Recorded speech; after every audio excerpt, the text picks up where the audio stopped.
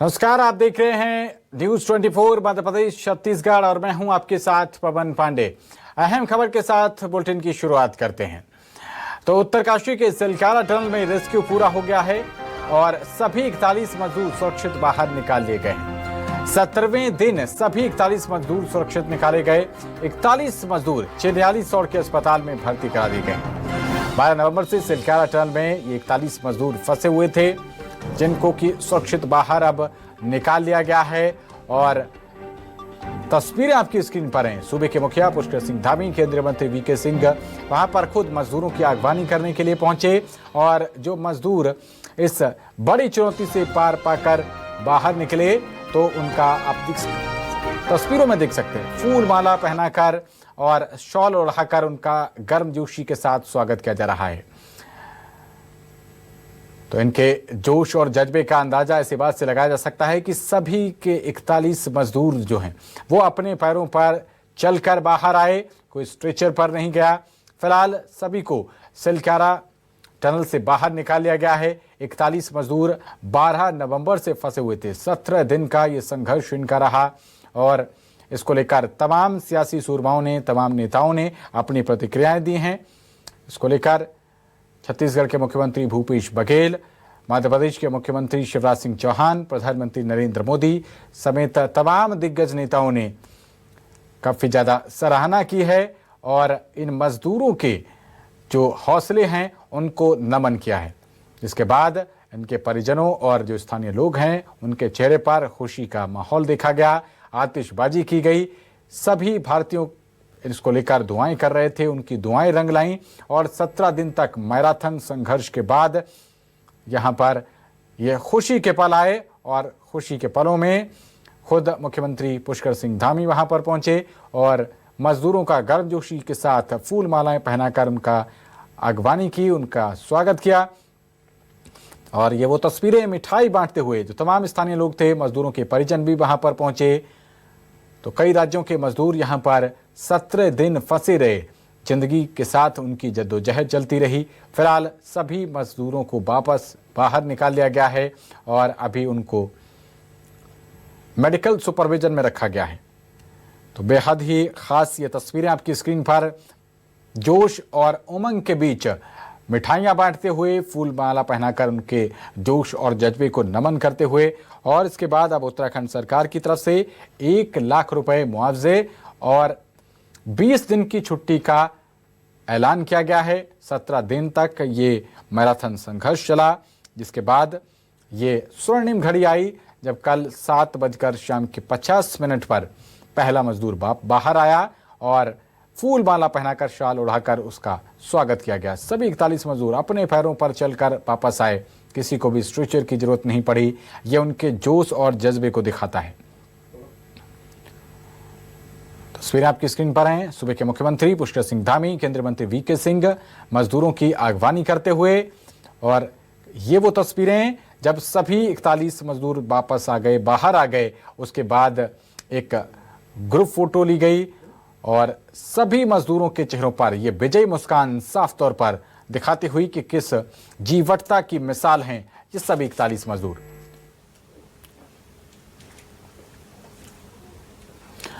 तो आखिरकार 17 दिन बाद सांसों का सुरंग से सफल रेस्क्यू कर ही लिया गया।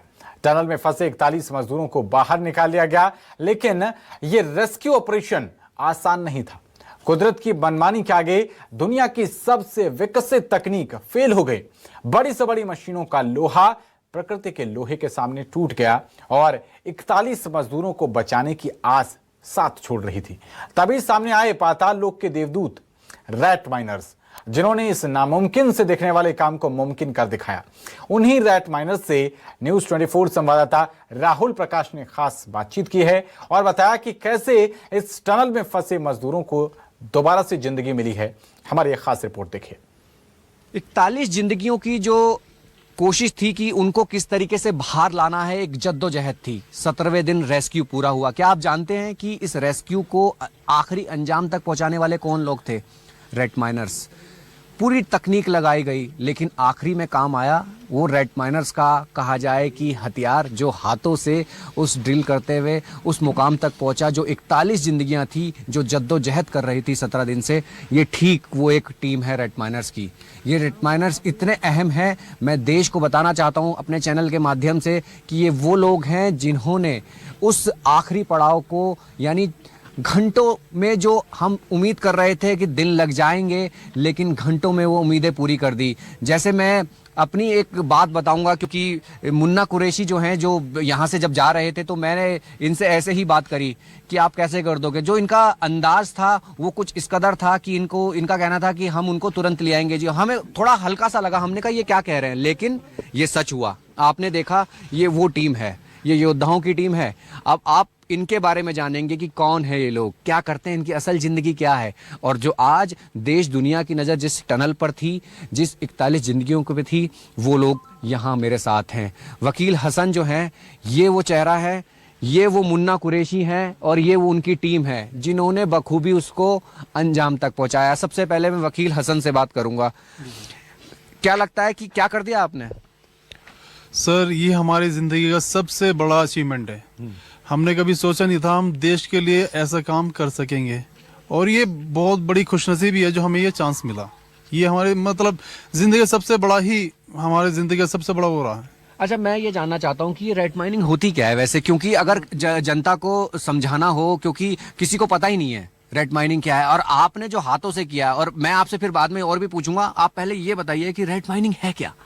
सर, एक्चुअली रेड माइनिंग कोई वो नहीं है, रॉकेट साइंस नहीं है। ये सिंपल सी ट्रिक है, देसी ट्रिक बोलेंगे इसको। जो काम ऑगर करता है वो हम मैनुअली करते हैं। एक्चुअली 2 लड़के आगे पाइप में जाते हैं, और पाइप में जाने के बाद तसले में मिट्टी एकत्रित करने के बाद वो पीछे मतलब पाइप से बाहर 2 लड़के खड़े रहते हैं, उसे बाहर मिट्टी को निकालते हैं, और ऐसे क्लियर करते करते करते पाइप आगे पुश करते हैं। ऐसे करते करते हम लंबी लाइन डाल देते हैं, 50 मीटर 100 मीटर। तो ये कैसे, आपका कितना एक्सपीरियंस है? कैसे आप, मान लो कहीं अनजान जगह है, अगर इसमें अगर खोदना हो तो खोद देंगे? खोदू पार्टी भी नाम देते हैं आपको? तो नहीं यार, मुझे तो अभी पता लग रहा है खोदू पार्टी। ये भी कहा गया है कि भाई उसको नाम दिया गया खोदू पार्टी, उन्होंने खोद डाला।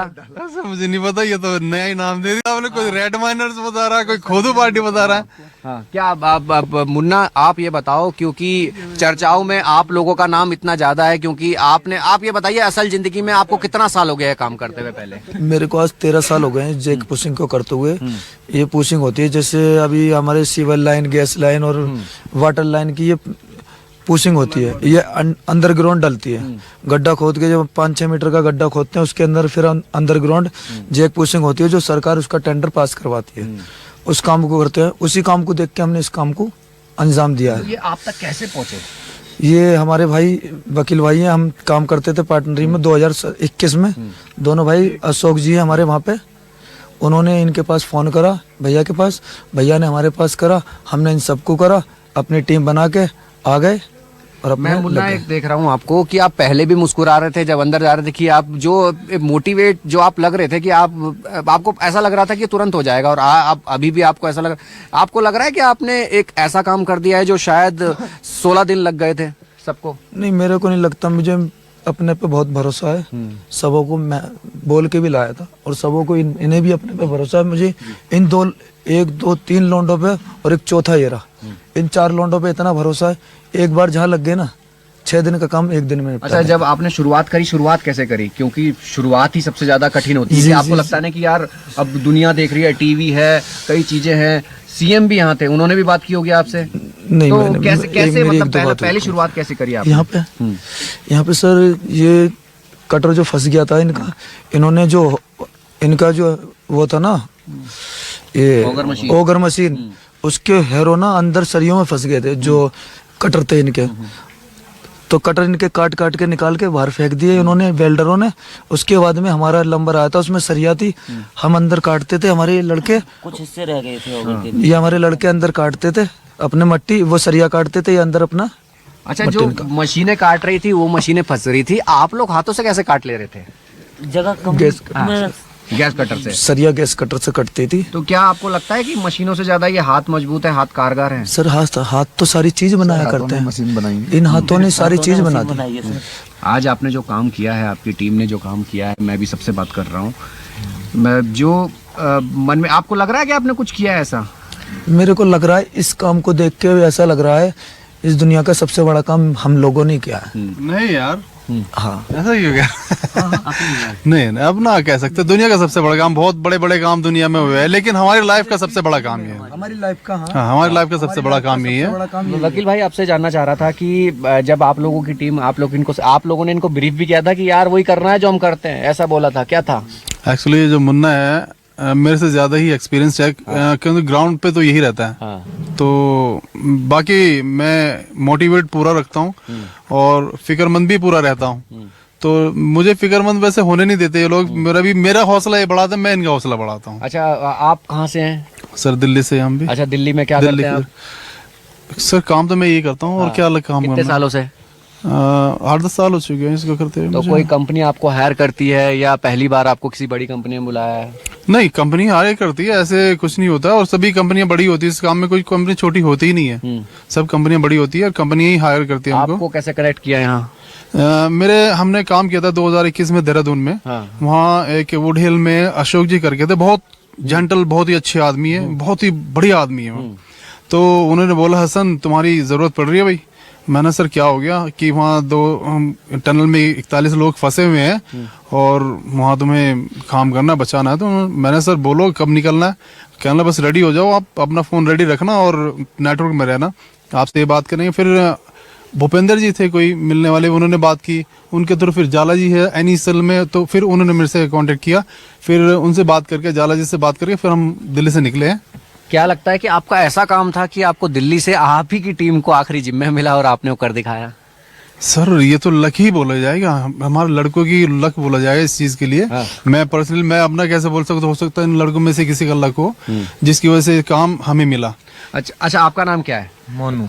मोनू, ये बताओ कि क्या लग रहा है कि जब अंदर गए थे, आप तो गए होंगे कि भाई आपको बोल रहे हैं कि भाई आपको अंदर जाना है, खोद के लाना है और रेट माइनिंग, तो ये पता था कि ये चीजें ऐसी बड़ी हो जाएंगी? आपने 41 जिंदगियों को निकाला है बाहर।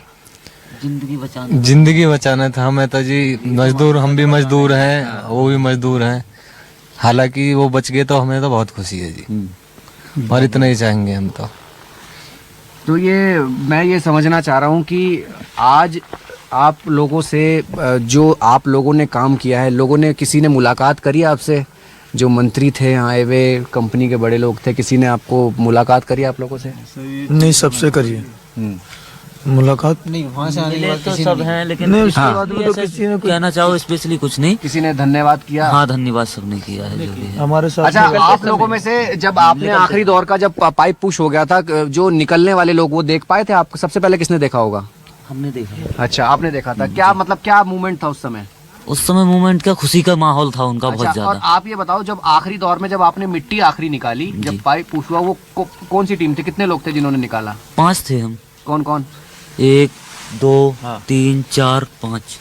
अच्छा, 5। तो मिट्टी निकाल रहे थे तो पीछे पूछ भी रहे थे भाई कितना रह गया, क्या हो गया, वो पूछ भी रहता कोई ऐसा? सर सभी खड़े थे, इंतजार में, पल पल की खबर ले रहे थे सब। हाँ, सब इंतजार में खड़े थे, कब होएगा कब होएगा कब होएगा। स्टाफ, हाँ, क्या कह रहे थे? मंत्री जी भी थे हमारे, जनरल करना, ये भी थे, जनरल जी भी, जी जी जी, पूरा स्टाफ, और जी पुलिस स्टाफ, और जी BSF का भी, NDRF का भी, और हमारे कंपनी का स्टाफ भी।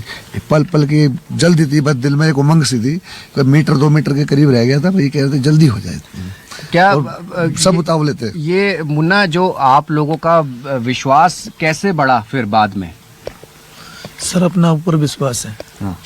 बड़ा नहीं, पहले से बड़ा हुआ है। अच्छा, दिल्ली की गलियों में क्या देखा और यहाँ क्या देखा? कुछ भी नहीं, वहाँ मट्टी देखते हैं, रोग देखते हैं। अच्छा, लेकिन चीर दोनों देते हैं।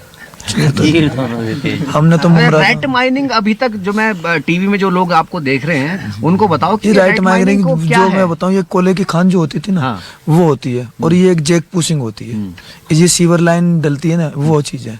इन्होंने इस चीज को ये दे दिया, कोयले की खान का जो खुदाई चलती थी वो दे दिया। हाँ, उसके आधार पे इसको ले लिया। तो ये क्या लगता है कि आपका एक्सपीरियंस जो है आप लोगों का, उसको देखकर आपको बुलाया होगा? आपने किया जी होगा। बिल्कुल बिल्कुल। इन्होंने जब हमने इनके साथ काम किया तो हमारा एक्सपीरियंस देखते हुए ही इन लोगों ने हमें कॉल किया था। अदरवाइज पूरी दुनिया पड़ी हुई है, कोई भी किसी को भी कॉल कर सकते हैं, लेकिन उन्होंने हमारा एक्सपीरियंस देखा, काम देखा, उसके बाद ही हमें इन्होंने कॉल किया। अच्छा मुन्ना, ये चीज बताओ कि जैसे आप लोग ऐसे बैठते हैं, कॉल आ गया भाई काम पर जाना है, तो जैसा काम आपने यहाँ किया हर जगह ऐसे ही काम होता है या यहाँ कुछ अलग था? नहीं, यहाँ कुछ अलग था। सब पूरा अलग यहाँ ऐसा अलग था, भैया ने फोन करा मेरे पास, मुन्ना अभी जाना है। मैंने राशिद भाई, नसीम भाई फटाफट तैयार हो। इन्हें भी बुलाया फोन करके, सारे तैयार थे। रात को पूरी रात भैया का फोन आया, अभी नहीं आया कंपनी वालों को, भैया फोन आया नहीं आया, 5 बजे तक बातचीत हुई, नहीं आया।